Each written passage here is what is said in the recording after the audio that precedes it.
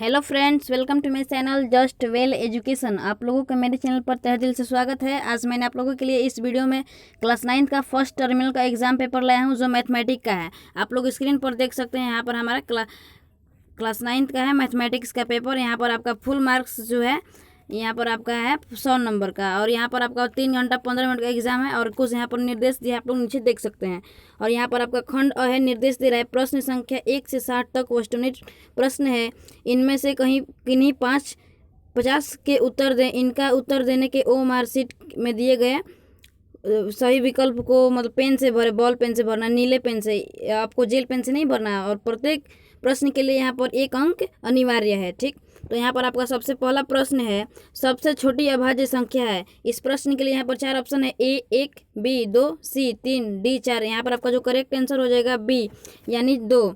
इस प्रश्न के लिए इसका आंसर बी हो जाएगा करेक्ट आंसर। ठीक, अब हम चलते हैं दूसरे प्रश्न में। दूसरा प्रश्न है, निम्नलिखित में पाई का सन्निकटक मान है। यहाँ पर आपका करेक्ट आंसर ऑप्शन सी हो जाएगा 22/7। आप लोगों को पता होगा कि पाई का मान जो होता है 22/7 है। और आपको कहीं कहीं पूछ भी सकता है कि पाई का मान क्या होता है, तो 3.14 होता है। यह आपके बोर्ड के एग्जाम में पूछा जा सकता है।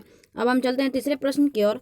यहाँ तीसरा प्रश्न है, बहुपद -2x² + 3x³ + 7 का घात क्या है। आपको हम बता दें कि घात आखिर होता क्या है बहुपद का। तो बहुपद की सबसे अधिकतम घात जो होता है वह बहुपद की घात होता है। तो इस जो बहुपद में सबसे अधिकतम घात क्या है, 3 है, यानी ऑप्शन बी यहाँ पर आपका करेक्ट आंसर हो जाएगा।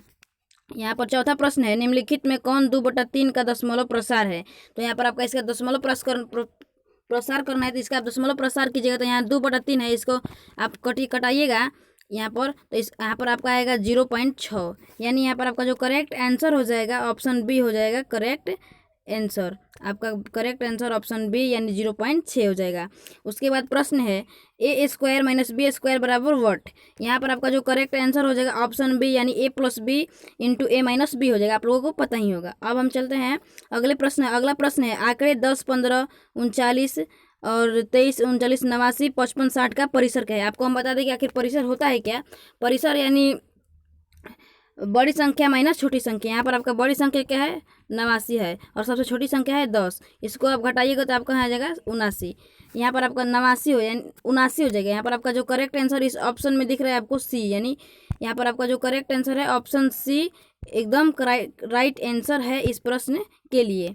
यहाँ पर आपको दिखाई दे रहा होगा ऑप्शन सी। ठीक, इसके बाद अगला प्रश्न है, यदि बहुपद px का एक गुणनखंड x - 4 हो तो p4 बराबर है।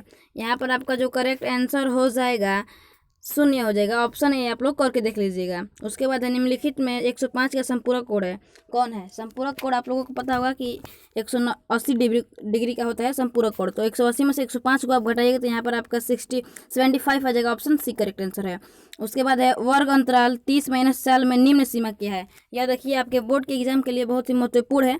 निम्न सीमा देखिए 30 को बोलेंगे, और उच्च सीमा एक होता है जिसे 40 को बोलेंगे। तो यहाँ पर आपका जो ऑप्शन ए यानी निम्न सीमा 30 होगा यहाँ पर। अब हम चलते हैं अगले प्रश्न की ओर। यहाँ अगला प्रश्न है, 87 बराबर 1 × 7 + 10 शेषफल। आपको पता होगा कि शेषफल जो प्लस में होता है वही शेषफल होता है। तो यहाँ पर आपको 10 जो है शेषफल में हो जाएगा। ऑप्शन सी करेक्ट आंसर हो जाएगा। ठीक, उसके बाद है, चतुर्भुज के चारों कोणों का योग कितना समकोण होता है। चतुर्भुज के चारों कोणों का योग जो होता है 360, और समकोण कितना होता है 90। 90 में 360 आप भाग कर दीजिएगा तो यहाँ पर 4 हो जाएगा। यहाँ ऑप्शन डी करेक्ट आंसर है। उसके बाद अगला प्रश्न है, किसी वर्ग का 1/2 उच्च सीमा प्लस निम्न सीमा उस वर्ग का क्या कहलाता है।